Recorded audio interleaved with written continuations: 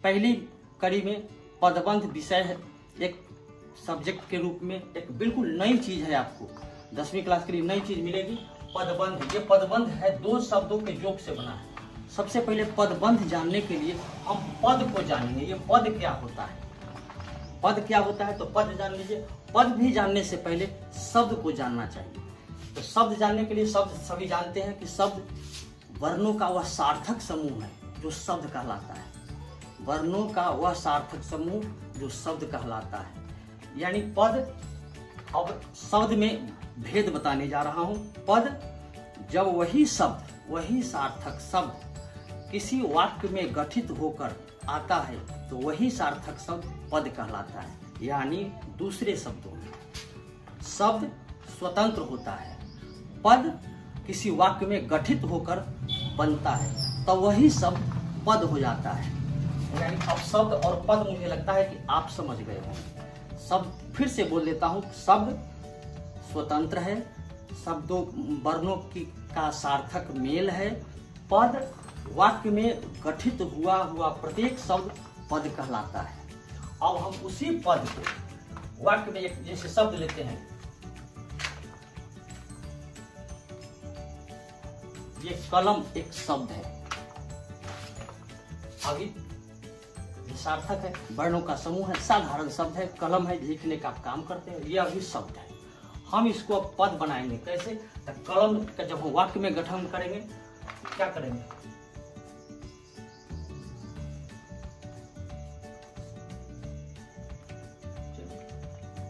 लाल है। अब यही शब्द जो पहले शब्द था, ये शब्द था, अब यही कलम अब पद बन गया। यह कलम शब्द था और यही कलम यहाँ पर पद बन गया। अब यह कलम पद है, इसलिए अब इसकी परिभाषा हम दे सकते हैं पद की। वाक्य में गठित शब्द पद कहलाता है। वाक्य में गठित शब्द पद कहलाता है। अब हम जानेंगे ये पद बंध क्या है। पद बंध, बंध का मतलब पद का बंधना। पद में कहीं कोई पद किसी व्याकरणिक इकाई से व्याकरण के साथ जुड़ जाए, बंधा हुआ रहे, तब ये पद, उसे पद बंध कहते हैं। ये अब कलम, ये केवल पद ही नहीं रहा, यह कलम लाल है, ये कलम लाल है, ये अब इसके साथ अब यह लगाइए क्या है, यह कलम क्या है और यह लाल क्या है, इसको भी जानेंगे।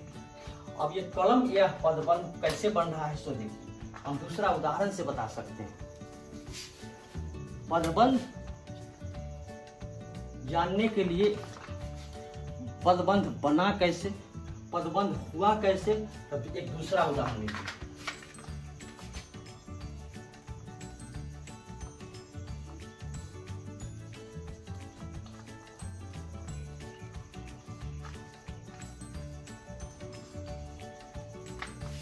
सरोवर में कमल खिले हैं। अब ये मुख्य पद क्या है, यहाँ देख लीजिए। ये मुख्य पद एक है, सभी पद है, कई पदों के समन्वय से वाक्य का गठन होता है। यह पद केवल अब पद नहीं रहा, यह पद बंध में आ गया। अब पदबंध में कैसे आ गया से देखिए, सरोवर में कमल खिले हैं, तो यहाँ एक सीधे ये कमल पद है, कमल पदबंध में हम लगाएंगे। इसको कैसे लगाएंगे, उदाहरण लगाएंगे। सरोवर में कमल खिले हैं, तो कमल सरोवर में नहीं खिलते हैं, कमल अलग खिलता नहीं। कमल एक पदबंध है, इसे एक सरोवर के साथ भी जुड़ा हुआ है। अब कमल खिले हैं, और ये कमल कैसे खिले हैं, यहाँ पर सरोवर में की क्या विशेषता है, कमल की, ये सब कमल के लिए ही आया है, कमल का ही प्रयोग है, इसीलिए कमल मुख्य पद है। यह गौण पद हुआ, यह मुख्य पद कमल है, इसलिए पदबंध यही कहलाएगा, कमल पदबंध कहलाता है।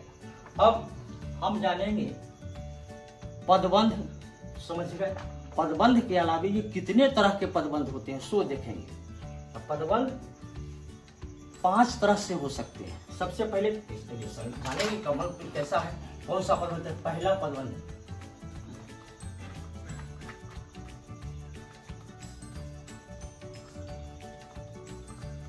पांच प्रकार के होते हैं। पदबंध 5 प्रकार के होते हैं। पहला साधारण, सभी जानते हैं, संज्ञा पदबंध। दूसरा सर्वनाम पदबंध। तीसरा विशेषण पदबंध। चौथा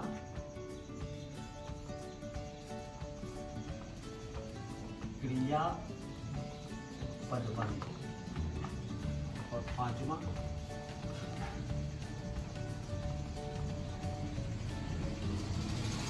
क्रिया विशेषण पदबंध।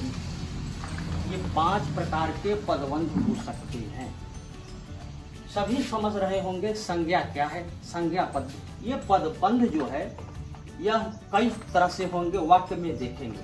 संज्ञा पदबंध परिभाषा इसका हो सकता है कि जब पदबंध वाक्य में, पदबंध वाक्य में संज्ञा का काम करे, वहां संज्ञा पदबंध होता है। उदाहरण के तौर पर एक उदाहरण देता हूं, पहले का परिभाषा है कि संज्ञा पदबंध जब वाक्य में संज्ञा का काम करे तब वहां हो जाएगा, क्या होगा, वो संज्ञा पदबंध। हमने लिखा था सरोवर में कमल खिले हैं, सीधे लिखे, उसी का उदाहरण लेता हूं।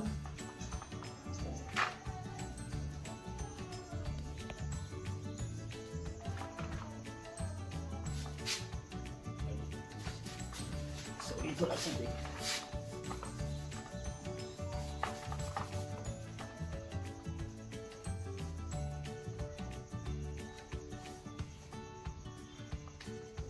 सुंदर कमल खिले हैं।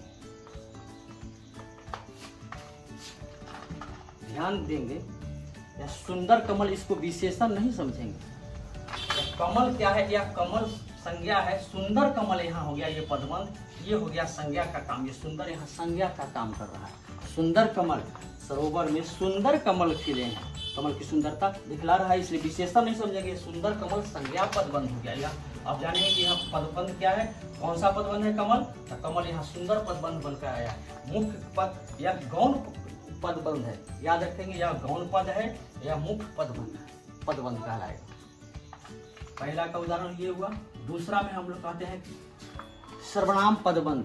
जैसा कि जानते हैं कि संज्ञा के स्थान पर जो सब प्रयोग में आए सर्वनाम कहलाता है। ये संज्ञा के स्थान पर, तब उसका दूसरा उदाहरण देखिए,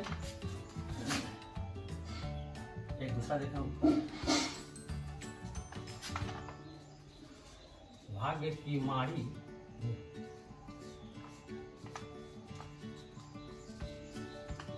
तुम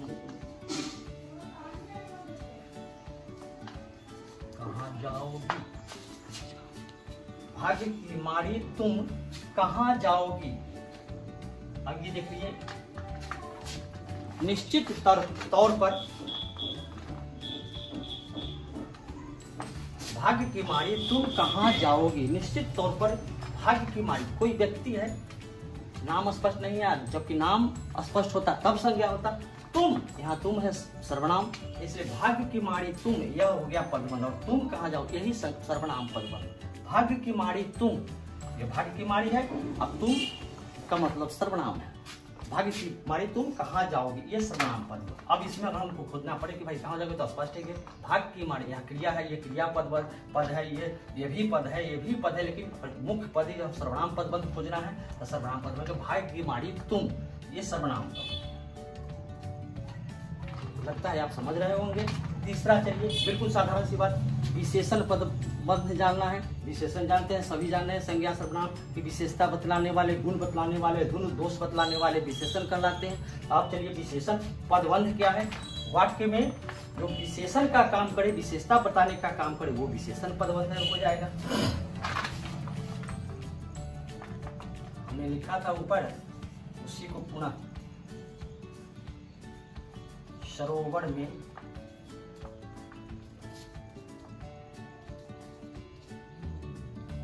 रंग बिरंगे फूल या कमल, जिस भी लिखे, खिले हैं। सरोवर में रंग बिरंगे फूल खिले हैं। ये फूल या कमल, ऊपर अगर उदाहरण होता तो कमल या फूल, यही मुख्य पदबंध है। अब इस मुख्य का, इसका रंग बिरंगा होना, यही इसकी विशेषता बतला रहा है। यहाँ ये न संज्ञा है न सर्वनाम है, यह रंग बिरंगा होना, फूल का रंग बिरंगा होना उसकी सुंदरता है, उसकी कोमलता है, उसकी वास्तविकता माने विशेष गुण है, यह रंग बिरंगा होना। इसलिए इस वाक्य में रंग बिरंगे फूल ये विशेषण पदबंध का काम कर रहा है। फूल पदबंध है और रंग बिरंगे फूल विशेषण पदबंध का काम कर रहा है। स्पष्ट हो गया होगा। चौथा चलते हैं। चौथा में है क्या है? क्रिया पदबंध।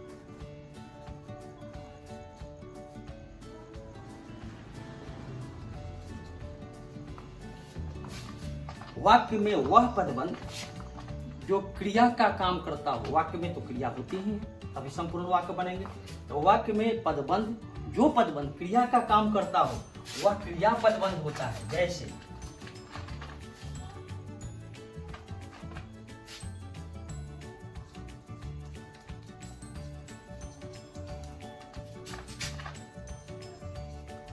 पढ़कर सो गया। अगर इसमें से हमको क्रिया पदबंध खोजना पड़े, लड़का पढ़कर सो गया, ये सो गया क्रिया है,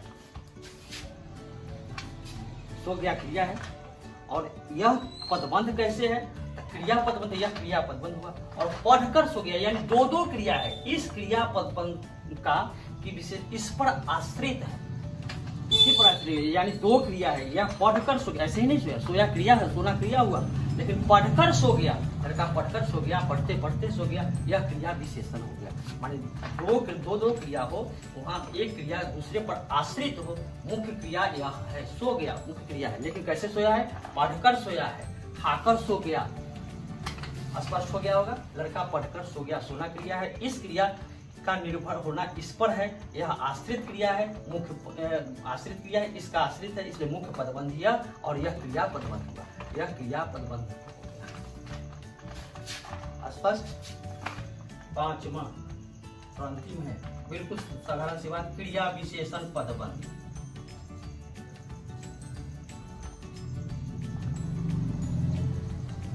क्रिया विशेषण पदबंध।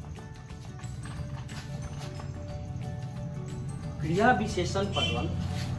अब इसमें देखे थे क्रिया का, जो क्रिया की विशेषता बतलाए, क्रिया की विशेषता बतलाए वह क्रिया विशेषण कहलाता है। अब जिस वाक्य में जो पदबंध, जो क्रिया विशेषण है, जो क्रिया है उसकी विशेषता बतलाए, क्रिया की विशेषता बतलाए, वहां क्रिया विशेषण पदबंध होगा। स्पष्ट। क्रिया की विशेषता जो बतलाए तो क्रिया विशेषण, और क्रिया विशेषण पदबंध की विशेषता बतलाए तो क्रिया विशेषण पदबंध। उदाहरण,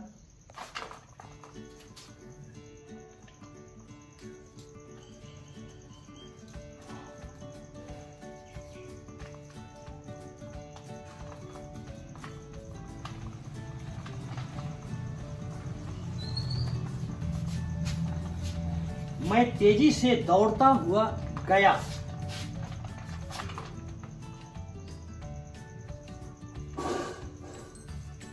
तेजी से, मैं तेजी से दौड़ता हुआ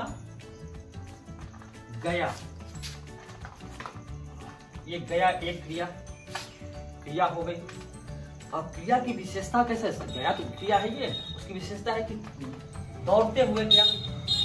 और दौड़ा भी कैसे? तो तेजी से दौड़ते हुए गया। उसके चाल में गति थी और गति तीव्र थी, इसलिए तेजी से दौड़ता हुआ। इस क्रिया की विशेषता तेजी से, यानी यह पूरा पदबंध क्रिया विशेषण पदबंध है। अगर इसमें पदबंध खोजना हो तो इस पूरे में कैसे है? क्रिया विशेषण पदबंध। सभी समझ रहे हैं कि क्रिया विशेषण यानी क्रिया की विशेषता बतलाने वाला जो शब्द, वो क्रिया विशेषण कहलाता है। अब इस वाक्य में एक वाक्य दे रहा हूं, वह तेजी से दौड़ता हुआ गया। इस वाक्य में गया क्रिया है, ये गया क्रिया है ये, और इस गया क्रिया की दौड़ता हुआ गया। गया कैसे गया? तो दौड़ता हुआ गया। दौड़ा कैसे? तो तेजी से दौड़ता हुआ गया। और ये तेजी से दौड़ता हुआ, यही हो गया क्रिया विशेषण पदबंध। गया ये पदबंध है, क्रिया ये क्रिया पदबंध है, लेकिन तेजी से दौड़ता हुआ गया ये क्रिया पदबंध है। अब हमको लगता है कि इस तमाम पांचों को देखने से आप ऐसे वाक्य जब परीक्षा में आपको आए और वाक्य से पदबंध छांटने को कहे तो आप हो सकता है, लगता है कि आपको छांट ले सकते हैं, पदबंध निकाल ले सकते हैं। पदबंध निकालने में आपको दिक्कत अब नहीं होनी चाहिए, बिल्कुल साधारण सी बात है। और पदबंध के बाद अगले क्लास में, फिर अगले वीडियो में जब पढ़ूंगा तो दूसरा चैप्टर लेकर आऊँगा। तत्काल इतना ही, फिर दूसरे वीडियो। धन्यवाद।